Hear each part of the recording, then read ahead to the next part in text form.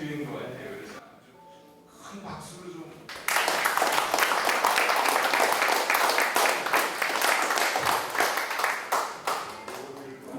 정말 제가 미국에서 귀국해가지고 여기 대한민국에 정말 제일 지성인 클럽이라고 해서 이곳에 가입한 지도 지금 생각하니까 한 10년 됐나 그랬더니 30년이 돼 갑니다. 제가 아까 말씀하신 것처럼 미국에서 공부하고 일하고 20년 그 정부에서 초청해서 왔습니다만 미국 통이 일본 통까지 된 게 신기하기도 합니다. 그래서 신문에도 많이 났고 이제 올해가 한일 국교 정상화 60주년으로 사실은 KBS에서 백제 스토리와 모녀 시인 이야기 해가지고 다큐를 만들어서 그 올해 내보낸다고 하는데 뭐 그동안 전국이 혼란이 되고 뭐 다들에게 미루어졌는데 어저께 그 이시바 총리가 카나다에서 오자마자 뉴욕 단위 호텔에 한일 국교 정상화 60주년 기념식에 4 총리 소리가 참석했다는 거 아닙니까? 오늘 우리 강연에 맞춰서 그렇게 한 것 같기도 하고 제가 아는 지인들이나 일본 팬들이나 이거 한국은 정권만 바뀌면 도로 아니고 뭐 죽창가 도로 할 걸. 그래서 제가 놀란 거는 지금 잘 됐는데 그 순간에 정권만 바뀌면 그런 얘기를 했는데 지금 이렇게 되지 않았습니까? 그 최근 여론조사도 새 정권이 바뀌면은 한일 관계가 좋아질 것이다는 30% 안 바뀌고 나빠질 것이다가 40몇 %. 그랬는데 일본은 더 걱정을 하고 한일 관계가 좋은 게 우리 국익에 훨씬 좋은데 일본 가면 한일 관계를 너무너무 걱정을 많이 하고 중점을 두고 정부가 바뀐 면도 있고 이러다가 우리가 좋게 그 만든 거가 사라지는 거 아니냐 그런 염려가 국민도 많고 정권에 있는 사람들은 더하니까 총리 4분이 기념식에 오고 그 내각들 뭐 1, 2, 3, 4위 다 왔다는 우리에게도 좋은 뉴스죠. 뉴욕하고 워싱턴에서 공부하면서 텔레비전 브로드캐스팅 저널리즘, TV 방송학 그 과가 그 학교에서 좋아서 그걸 공부해서 미국에서 우리 방송, 보이스 오브 아메리카 그리고 방송국에서 일을 했습니다. 미국에서 몇몇 신문에 글도 싣고 일을 하는데 어느 날 한국 정부에서 우리는 그때 KBS하고 MBC밖에 없었어요. SBS도 없었고 뭐 종편군도 물론 없었고 TV 방송에 전 국민이 보니까 방송을 통해서 우리나라를 업그레이드 하자 와서 그때부터 관심이 없던 일본이 눈에 들어오기 시작을 했습니다.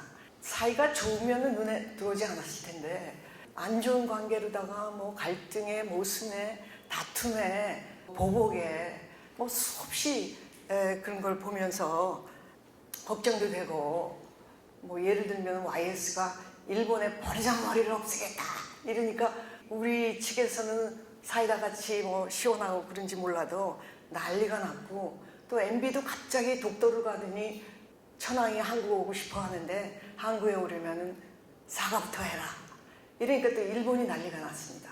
박근혜 대통령도 또 생각을 하면은 그때 아베인데 아베가 정상회담하고 만나자 그랬어요. 우리 이렇게 안 좋은 거를 서로 대화로 다 정상에 풉시다.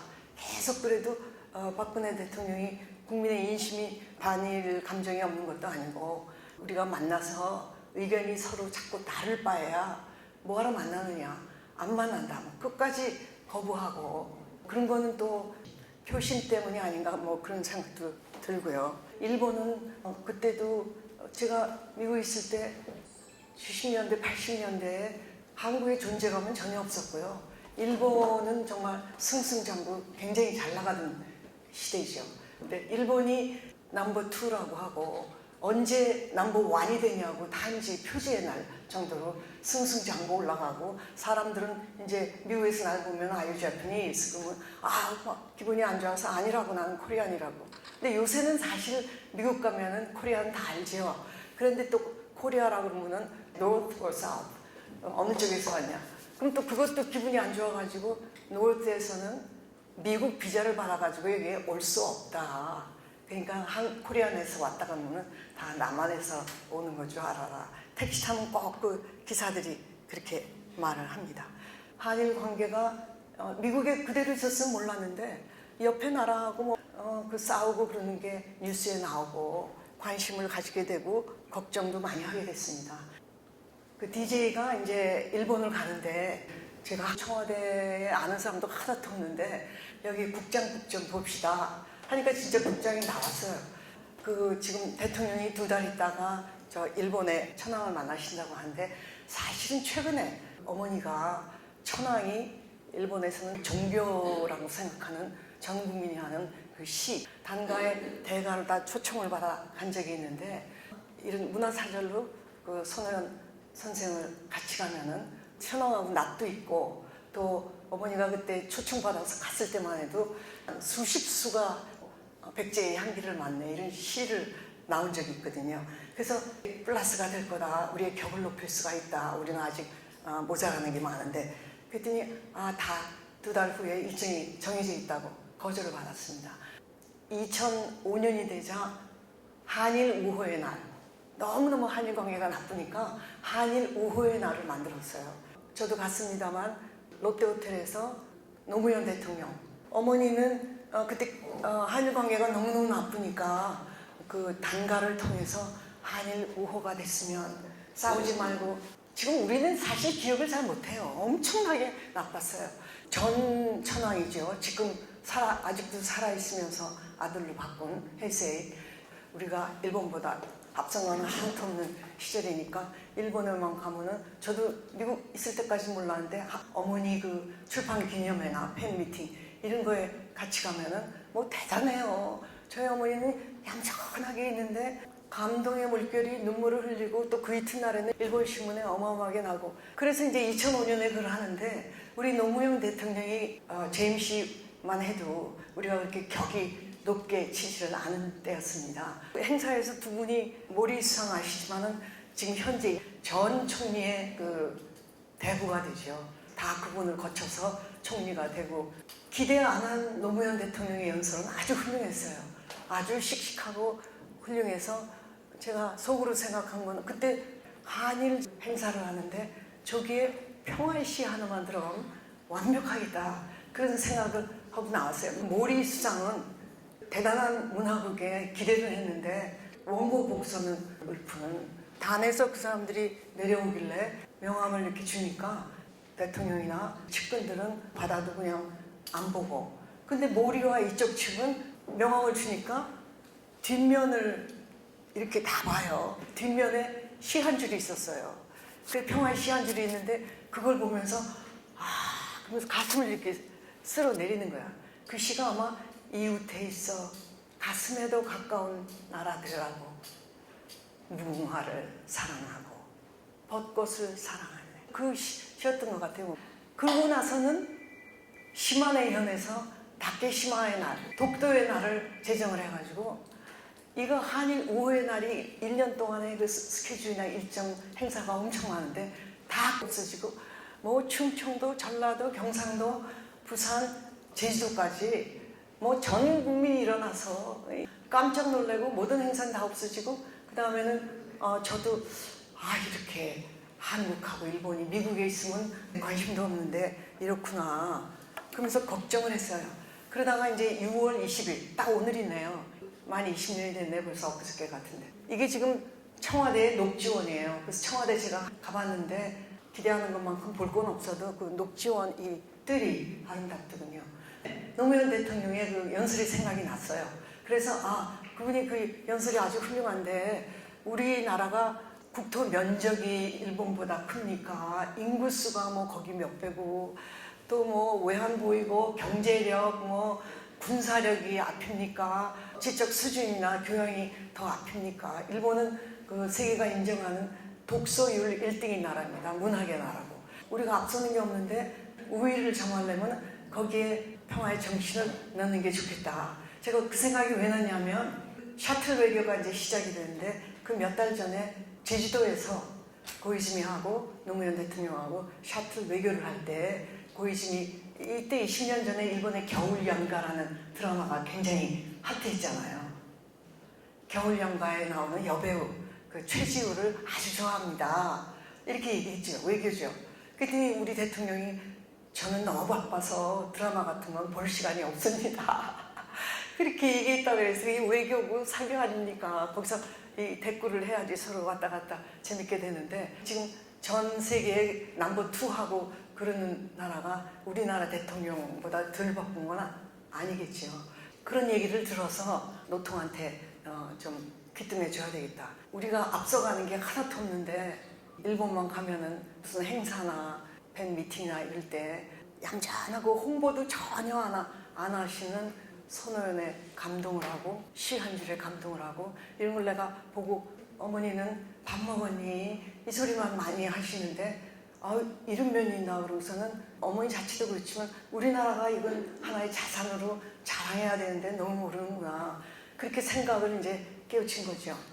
대통령은 물론 그때 이제 반기문 외교장관이 또 있고 비서실장으로 간 김우식 총장이 있는데 다 잘 아는 분들이어서 여러 번을 만나서 지금 한두 달 후면은 6월 20일 날 정상회담을 하는데 얼마나 더 빛이 나고 정치라는 게 언어고 또 그 기싸움이기 때문에 지도자한테는 그런 스피치의 순간이 중요하죠. 그리고 아까 얘기했듯이 우리가 일본보다 자랑하고 나설 게 없는 면에서 그랬더니 반 장관이나 김우식 총장 뭐 적어도 4번 이상 만났는데 글쎄 반응이 없어요. 우리나라에서 그때만 해도 지도자의 연설에 어울리는 그런 시 한 줄 넣는다 이런 적은 없기 때문에 근데 미국에서 그렇게 하고 또 중국도 보면은 두보에 시 한 줄 넣고 옛날부터 그렇게 하거든요. 우리는 그런 게 아직 없었어요. 그럼 대통령 스피치라이터를 나한테 보내라. 그래서 3명이 왔어요. 세븐 코스를 대접을 하면서 몇 시간을 강조를 하고 이런 게 정상의 딱딱한 하드웨어뿐이 아니라 이런 문화 외교를 해야 된다고. 문화 외교란 말도 DJ 때나 노통 때나 처음 썼어요. 제가 정치의 언어나 그런 게 중요하다고 생각해서 그럼 내가 써주겠다 그런 말까지 제가 했습니다. 나라 이제 일본하고 하는데 큰 소리 치는 건 내 생각하기에 이런 것뿐이다. 너무 여러 사람들한테 얘기해가지고 우리 수준이 이제 아직은 그런 것밖에 안 되는구나 체념을 했어요.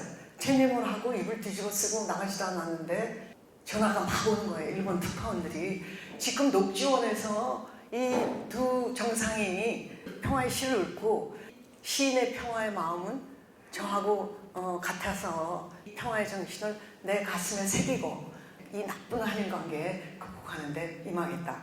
평화 정신을 해석까지 아주 잘 했어요. 그래서 그 순간에 반기문 장관도 전화가 와서 이 선생이 말하신 걸 이제서 확실히 알겠다. 확실히 한 2번 강조를 했어요. 그 다음날에 일본 신문에는 여러 신문마다 노무현 대통령이 2시간 정상회담에 1시간 50분 이상을 역사 얘기만 했다. 그 시에 평화정신은 알리가 있느냐. 칼럼이나 뭐 만물상 이런 거 있잖아요. 몇 신문에 그렇게 나갔는데 우리나라는 그런 걸 모르고 있죠. 반기문 장관도 그 회의할 때 장관이니까 그 옆에 내내 있었으니까 너무 놀라고 저한테 들은 얘기는 있고 해서 전화도 왔지만은 그 후에 외교부에 문화외교국이 생겼습니다. 제가 처음 꺼낸 어휘로 뭐 그런 예는 사실 너무 많고 여러 가지 중에 2가지 말씀을 드린 거는 한일 관계를 위해서 제가 행한 예의 하나일 뿐인데 저 일본을 많이 가면서 부모님의 동창들이 저희 집에 많이 오면서 그 깨우친 게 여러 특징 중에 일본 사람들은 마음을 굉장히 중요하게 생각하는구나. 그런 마음을 중시하는데 나라라는 게 사실 따로 있는 게 아니라 우리 하나하나가 나라죠 사실은. 그래서 여기서 일본인들을 접하거나 일본 요새 얼마나 많이 갑니까? 작년에 1200만 명이 갔다고 합니다. 일본에 가면은 내가 나라가 돼서 나라에 개인과 개인의 핸들링이 뭐 특별한 비결이 있습니까? 개인과 개인이 관계, 인간과 인간의 관계할 때도 그 사람 마음을 이해해주고 또 배려해주고 또 그 마음을 알아줘야 상대방이 내 마음을 알아주는구나 하면서 가까워지잖아요. 나라도 마찬가지입니다. 개인과 개인이 핸들링하는 것과 마찬가지로 나라도 상대 나라를 알아주고 이런 문제들이 있구나 이해해주고 그 어머니 신화 또 이제 12년 전에 제 두 시도 일본에서 데이트를 했는데 일본이 어려울 적에 우리 마음을 이렇게 알아주는구나 하는 그런 면이 있어서 개인이 친해지듯 나라도 그런 게 아닌가. 사람들이 생각보다 한국에 대해서 많이 알고 있어요. 일본은 정원이 아름다워서 우리가 많이 보고 감탄하지 않습니까? 근데 그 정원도 다는 아니지만은 일부의 사람들은 오리지널리 뿌리는 한국에서 와서 이렇게 지어준 것이다. 그런 정도는 알고 있지요. 더 거슬러 올라가면은 한반도 저 북쪽에 그때 그 청동기 시대인데 2300~400년 전 벌써 거기가 너무 추우니까 옛날엔 쌀농사에서 먹는 게 중요하지 않습니까? 북쪽에 많은 사람들이 규슈 쪽으로 그 온 역사가 1000년 전이 아니라 기원전 왔다고 합니다. 그 후에는 이제 신라에서도 이게 뭐 아베 고향이 시모노세키였는데 그런 쪽으로다가 많이 왔고 가야는 이제 작지만은 망해가면서는 또 일본에 많이 이주했습니다. 근데 그거하고 비교가 할 수 없게 이제 7세기가 되니까 벌써 나당연합군에 백제가 쳐서 의정왕이 체포가 되고 근데 그게 다는 아니었습니다. 백제가 엄청나게 큰 나라여서 남쪽에서부터 저 위에 서울, 경기도, 뭐 황해도까지 이렇게 엄청나게 그게 백제였기 때문에 그게 다 진 게 아니고 부여 공주만 공략이 됐대요. 그래서 이제 일본으로 많이 가면서 그때 백제가 제일 대단한 나라니까 그 우리가 다시 이길 것이다 해가지고 다시 쳐들어가서 나당연합군하고 663년 백총강 전투를 뭐 여러 달도 아니고 하루 종일 그 전투를 해서 김용문 씨라고 있어요. 내 오른쪽에 계신 분하고 저하고 그날 외무성 상을 받는데 그분이 교토 태생인데 19살에 귀국해가지고 굉장히 유명한 수학학자가 됐어요. 당대의 일본 전문가예요. 저한테 하는 얘기가 백청강 전투 지구는 백제에서 두 발로 걸을 수 있는 사람은 20만 명 이상이 다 일본으로 갔다는 거예요. 좋은 얘기들을 해주셨습니다. 그 의정왕의 셋째 아들은 den무천왕이 됐다는 얘기도 있고 왕족, 귀족, 지성인, 학자, 장인 이런 사람들이 한 4,000명 가까이 그리고 나머지 민족도 왕족이 다 가니까 많이 간 그런 역사가 있죠. 제가 다큐멘터리 만들려고 갔는데 아스카 신사가 일본 최초의 절인데 원래는 굉장히 엄청나게 컸답니다. 근데 그 아주 작고 아담한 절에 한 뭐 서너 명이 앉을까 마루에 너무너무 예쁜 절이 있는데 아스카라는 데가 그 백제에서 처음 간 데예요. 그래서 아스카, 그 다음에 그 옆에 나라, 오사카 이래서 그런 지역에 그 쭉 있다가 아스카 거기에는 최초의 절이 그 아스카 신사인데 백제에서 온 도레인이 지었다는 거를 그거는 인정을 하더군요. 교토로 이주를 해서 그 1100년의 역사가 이어집니다. 교토 시대가 와서 이제 교토 가보시면 알지만은 명소가 많잖아요. 근데 대부분 그 사찰이 크고 작고 이름 없는 것까지 하면 3,000개가 가깝대요.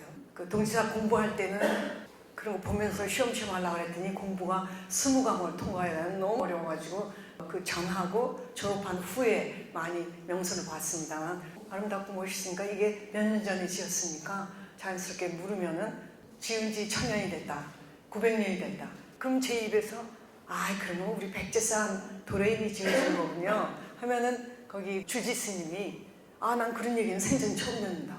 일본은 우리도 자기 선조 뭐 500년, 1000년 선조 압니까? 2대, 3대까지 알면은 많이 아는 거죠. 당시에 그 백제는 멸하기까지 대단한 중국에 가깝고 문화와 문명의 나라인데 이 전쟁에 져서 다 많이 이쪽으로 와가지고 그 대단한 문명과 문화를 전수하게 됩니다. 나라 거기 가면 백제라는 한자가 있는 기관이 많아요. 학교, 다리, 뭐 기관, 회사 전부 백제. 그리고 일본 말로는 구다라. 근데 여러분 아시다시피 누가 뭐 이거 주면 이건 뭐 구다라제가 아니네, 우리가 미제가 아니네 좀 그랬다잖아요. 한참 후에는 또 우리가 일제 물건을 얼마나 좋아하고 탐하고 그랬습니까? 지금 천황 말고 그 전에 헬세이 천황도 생일날 기자들 앞에서 내가 사실은 선조 천황의 어머니가 백제에서 오셨다. 그 말을 했는데 한국 신문에만 나가고 나가지 않았다고 하지 않습니까? 유전자 검사를 하면은 지금도 75%, 80%가 한일 DNA가 같이 나온다고 합니다. 그런데 이제 한국의 수준이 많이 낮을 때, 뭐 지금 뭐 우리 문화가 뭐 업됐다, 콘텐츠가 업됐다 이러지만 사실 불과 얼마 전까지 경제력뿐 아니라 우리의 수준 이런 게 많이 낮을 때 일본하고 비교가 안 되죠. 그럴 때는 한반도에서 온 예를 들어서 뭐가 있대요. 그럼 그거를 나중에 보니까 중국으로 바꿨어요. 제 생각이지만 전쟁에도 지고 하잘것없는 반쪽 나라에서 한반도에서 왔다는 것보다는 옛날에 중국의 화려한 문명을 생각해서인지 중국에서 왔다. 이렇게 또 바꾸기 시작한 적도 있어서 그래서 그런 걸 보면은 일본은 참 정말 고대사 콤플렉스가 있다. 우리는 근대사 콤플렉스가 있다. 그런 생각이 들어갑니다. 얼마 전에도 동경에서 얕은 지진이 나서 거기 열어보니까 옛날에 우리 백제 왕의 유물이 쫙 나오면서 그러니까 또 일본에서 그걸 다 덮고 열지도 못하게 하고 그래서 한국 고고학자나 일본 또 진실을 앞세우는 고고학자가 이거는 일본에서 온 게 우리 왕족하고 연결이 된다. 그런 말 못하게 지금까지는 쉬쉬하는 게 많이 있습니다. 예를 들어서 그런 문명의 엑기스가 아시지만 시고 일본에서는 우리의 신라와 백제의 향가가 이제 또 그 왕족들이 그걸 쓰면서 거기 갔지 않습니까? 그 시가 우리 백제에서 이게 온 거다라고 그 단가의 그 뿌리가 되는 어떤 도시가 있어요. 다큐멘터리 찍으려고 갔는데 제가 이제 다 이런 거 보고 일본의 최고 국보급 보물이 만엽집이라고 아시죠? 일본 말로는 마녀슈, 만엽집이라고 28권이 쫙 4,850몇 수가 있는데 그게 사실은 일본의 제일 보물인데 오리지널도 안 보여주는데 제가 다큐를 찍는다고 저를 보여줬습니다. 관장한테 사실은 이게 우리 백제 왕족에서부터 전부 와가지고 이러면 거기 그 전문가인데 만엽집 전문가인데 관장인데 저는 그런 얘기는 처음 듣습니다. 아까도 얘기했지만 거기 명소나 명찰이 사찰이 이거 뭐 우리 도레인이 했네요. 초기에는 저도 모르고 그랬어요. 근데 그 후에 장기로 있으면서 바뀐 게 우리나라가 중국의 자금성 그런 대단한 거를 우리가 그 문명을 배워서 우리가 만든 거를 500년, 1000년 지나면서 조선화, 대한민국화 이렇게 돼서 우리 거지 자금성도 엄청난 거 하고 사랑스러운 정서가 깃든 작품하고는 달라지지 않습니까? 일본에 가가지고 자랑할 게 없으니까 이거 우리 백제의 그 선조가 1000년 전에 지어준 군요. 맨 처음에는 철없이 그랬는데 이제는 절대 그런 말 안 하고 우리 한국 사람들이 또 그런 말을 많이 합니다. 장기를 있어 보니까 이 사람들의 그 성실함 또 전통을 이으려는 마음 우리는 이제 비용 때문인지 우리 익산의 무왕의 왕궁터 한번 불이 나면은 그대로 다시 짓질 않아요. 근데 일본은 불이 나면은 목재니까 2번 새를 짓고 3번 새를 짓고 그런 정성에다가 그냥 선조가 남긴 자기 할아버지가 남긴 거를 쫙 그거를 보존하고 전통을 잇고 성실하게 그렇게 하는 거에 감동을 하면서 이거는 일본화가 된 일본 작품이지 우리가 장해졌다 이런 말을 해서는 안 되겠구나 스스로 그렇게 깨닫게 됐습니다. 일본 서점에 가면은 혐한 우리는 반일 그랬지만 거기 혐한 책이 엄청 많고 특별히 문정부 때는 아까 저를 JP한테 데려간 일본 대사가 오면은 어머니 때는 우리 어머니 얌전하게 커다란 한옥에서 계셨는데 대사들이 안 찾아왔는데 어머니 가신다 하면은 저를 찾아서 대사들이 많이 와요. 그래서 사실 그 전에 한 1, 2년을 우리 삼성이나 SK 하이닉스나 어렵게 된 게 아시다시피 일본에 소부장이 있지 않습니까? 미국에는 하이텍이 있고 일본은 소부장, 소재, 부품, 장비 이런 정밀 기업이나 그 소재, 재료 이런 게 일본에만 있는 게 많거든요. 그 사람들 꼼꼼하니까 원재료를 일본에서 못 받으니까 삼성, SK가 막 어디 네덜란드로 어디로 막 다니고 그러지 않습니까? 한일 관계를 우리가 한 발짝 양보해서 그게 다 풀어져서 기업도 살아났고. 근데 아까도 말씀드렸지만 재밌는 거는 이게 좋아졌는데 일본 국민들이 굉장히 좋아하고 한일 관계 안 좋으면 거기 사람들은 걱정을 해요. 그랬는데 바로 잘 된 순간부터 제가 아는 스승이나 지인들이 일단 정권 바뀌면 도로함이 되는데 앞으로 3년이 더 남았다. 그리고 그 후도 모른다. 한데 여러분이 알다시피 이런 세상이 되지 않았습니까? 이시바, 스가, 하토야마, 기시다 이렇게 네 수상이 그 기념회에 그렇게 나타난 것도 우리 새 대통령하고 첫 통화에 미래지향적으로 합시다. 트럼프는 못 만났지만 카나다에서 총리를 만나서 이제 앞으로 잘해서 한미일 공조를 하자. 이런 좋은 그 덕담이 나와서 저도 희망을 가집니다. 그래도 이 사람들은 정권이 바뀌어서 한일 관계에 걱정이 되니까 전 총리가 등장한 거 아닌가 그런 생각도 납니다. 세계가 한일 관계가 얼마나 나쁜가를 다 알고 있어요. 그래서 우리는 우리끼리 이렇게 하면 뭘 알겠나 그러는데 어떤 정부가 바뀌든지 간에 화해를 잘해서 전 세계가 한국하고 일본은 이제 문제가 없다. 싸움은 이제 안 한다. 그걸 화끈히 좀 해주기를 바랍니다. 제가 이제 미국에서 와서 느낀 거는 우리나라는 너무 우물한 개구리다. 우리 일과 우리나라, 우리 민족의 일에 집중하는 것밖에는 모르고 밖을 모른다. 근데 최근에 와가지고 일본도 뭐 1200만 명이 가고 이제 1사분기에도 엄청 많이 가고 우리가 경제가 10위권에 든다. 근데 요새는 27위로 떨어졌대요. 근데 뭐 다시 으쌰으쌰 해가지고 9위나 10위로 들어가겠죠. 그리고 유튜브에 보면은 앞으로 우리가 G3가 된다. 막 이런 것들도 오고 그러는데 올라가서 지금 선진국 문턱에 왔는데 중요한 거는 우리가 제가 미국에 처음 가가지고 방송학 저널리즘을 공부하고 이래서가 아니고 우리 그때 KBS, MBC밖에 없는데 미국은 채널이 200개 해가지고 온 세계 각국의 특파원이 다 있어가지고 다 그걸 듣잖아요. 일본도 마찬가지예요.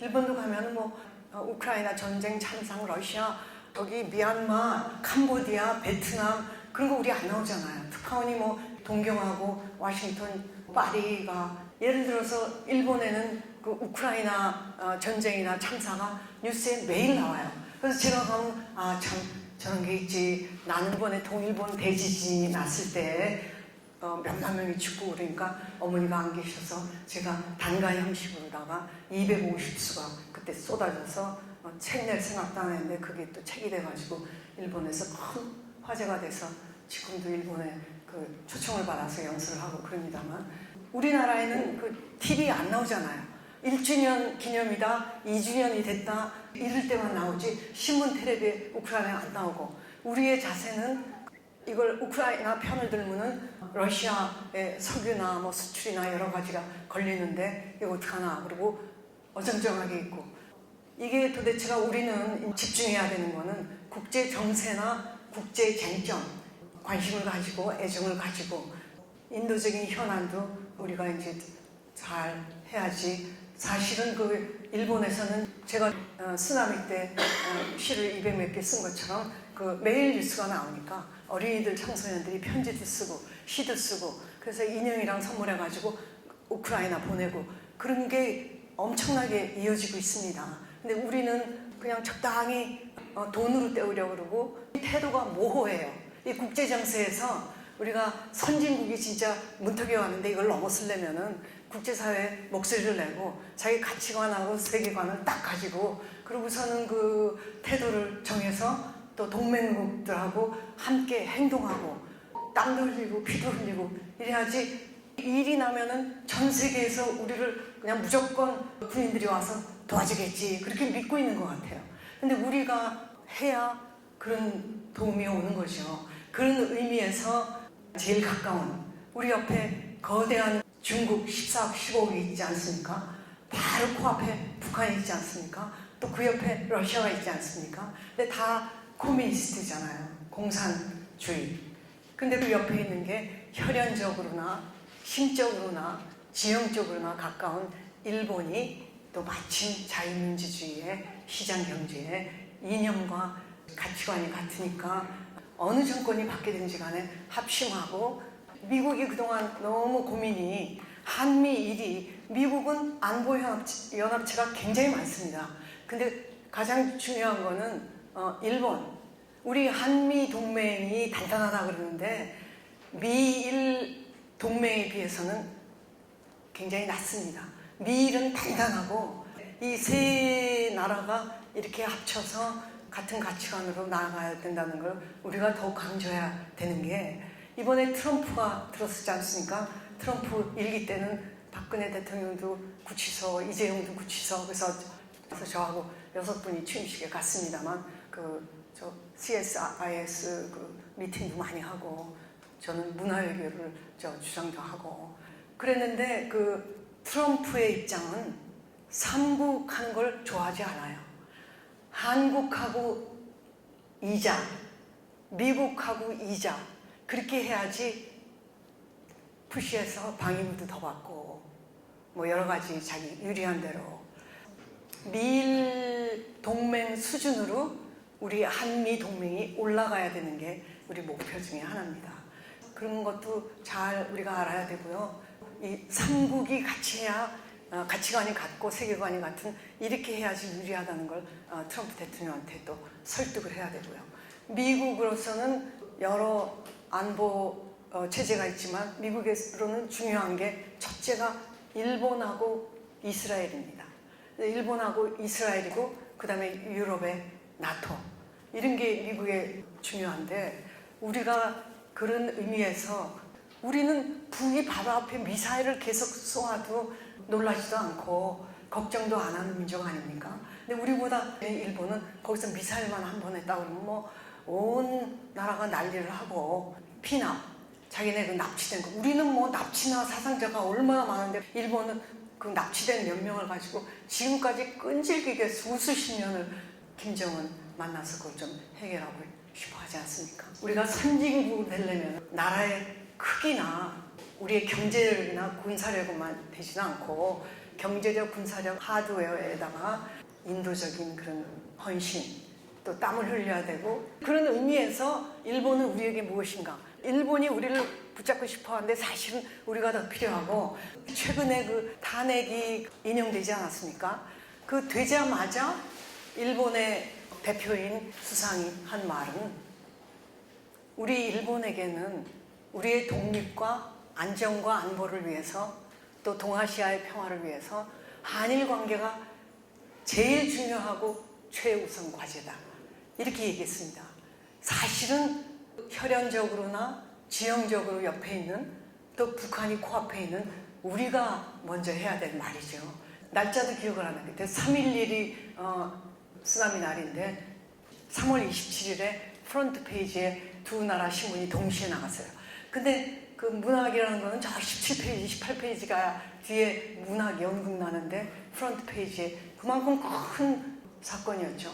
그리고 1년 넘어 계속되니까 한국 신문에는 여러 번 나고 사건이 나니까 우리 민족이 쪽발이다 일본 놈들 옛날에 어떻게 하고 내내 그러다가 또 우리는 착한 마음이 있고 동정심이 많은지 KBS 홀에 이 봉투를 들고 쭉 섰었어요 그때. 그래서 제가 저건 아닌데 아내가 죽고 남편이 죽고 너무 가엾은 거는 6살 어린이가 조그만 차에 엄마 아빠가 운전하고 오는데 몇십 미터 떨어졌는데 파도가 덮쳐가지고 부모가 가고 꼬마만 남았어요.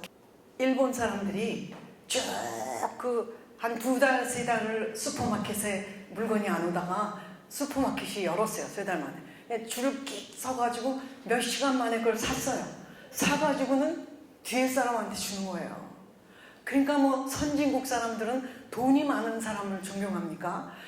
옛날보다 인류의 발전을 한 게 일본이 보여준다. 일본 국민이 사랑한 어머니가 계시면 힘주는 시를 썼을 텐데 그랬더니 일본 사람들이 저보고 쓰라고 해서 전 못해요 그러다가 그런 불쌍한 광경을 보고 아사히 신문에 이게 나간 게 하루에 500명이 전화가 온대요. 이렇게 많이 썼다는데 나머지 좀 보여달라고 하루에 수백 명이 전화가 오니까 일본 기자나 특파원들이 매일 졸라요. 이 나머지 걸 보여달라 그러는데 저는 한글로 썼거든요. 단가 형식인 한글. 이 시가 나왔는데 일본을 위해서라기보다는 내 마음속에 있던 게 그때 쏟아져 나와서 세계 인류를 위한 거고 우리 민족을 위한 거고 나를 위해서 쓴 거다 뭐 그런 얘기도 한 적이 있는데 이 외교 감각이 탁월한 이용구 한승준 선생이 이 한일 관계가 너무 나쁘니까 동경하고 서울에서 출판 기념회를 해야 된다. 어머니나 훌륭한 분들을 위해서는 내가 많이 했지만은 내 자신을 위해서는 안 하겠다 그랬는데 이 두 분들이 지금 생각하니까 그 외교 감각이 뛰어난 거죠. 일본에서는 그대의 마음이 있어 꽃은 피고 작년에 100주년 행사할 때 일본에서는 천황 스승인데 97세 이렇게 어려운 일을 이게 우리나라가 독도 가지고 싸우고 국토 가지고 싸우는 것보다 문화로 또 생각으로 이렇게 전 세계에서 활약을 하는 이승신이 받아야 될 건 뭔가요? 그랬더니 전체 사람들이 노벨 평화상 그렇게 얘기를 한 적이 있습니다. 이분이 설득을 해서 그런 말이 나왔습니다. 개인적으로 모리 수상, 기시다 수상, 아베 수상, 하토야마 수상 네 분한테 개인적으로 그 일본에서 드렸고 이분은 15분 만나기로 했는데 1시간 반을 이 책입니다만은 지금 뭐 한두 권밖에 없어가지고 그 15분 국회에서 만나기로 한 게 이건 교과서에 넣어야 된다 하면서 100권이 얼마냐 하면서 포켓에서 100권 값을 모르겠는데요. 100권 값을 꺼내서 줘서 일본 사람한테 그 얘기를 하니까 역시 모리상 스케일이 그렇게 크다. 그 시를 작곡을 해가지고 아끼다 시라고 있는데 거기는 9월마다 연설을 하고 관객이 2,500명 우리 세종회관 같은데 9월마다 가서 한국인이 없는데도 제가 시를 일어로 읽고 한국어로 읽습니다. 최근에 윤동주의 날을 우리 학교에서 굉장한 행사를 했는데 총장이 윤동주의 날 훌륭한 연설에 끝에 가서는 제 시를 또 두 수를 읊었어요. 쓰라린 역사를 다 잊을 순 없지만 앙금 내려놓고 성숙한 평화를 기원하다. 사실은 최근에는 장관들이 일본 가서 제 시를 읽고 또 유인천 장관도 최근에 오사카에서 문화원이었는데 이승신 선생 시 좀 한 몇 개 골라달라고 그래서 골라주니까 계엄이 와가지고 못 갔고 이날도 윤동주 날도 유인천 장관 가기로 했는데 그것도 못 갔고 일본 책 표지에는 이 시가 나와요. 1000년 넘어 선한 이웃이던 그대 내 고통까지 짊어진 그대를 깊이 위로하네. 이것도 또 동지사 세울단 총장이 연설하면 읊은 거예요. 아픈 역사에서 그대 아픔 깨어날 수 있나니 새로 일삭이 트는 우리의 관계. 뚜벅뚜벅 의연히 걸어가라. 반드시 빛이 있으리. 그 터널이 닿으면. 이게 지금 우리한테 필요한 거잖아요. 위로했다고 그러는데 이게 우리가 그 빛의 터널 끝에서 같이 가자. 우리가 가도 내리는 생각을 하고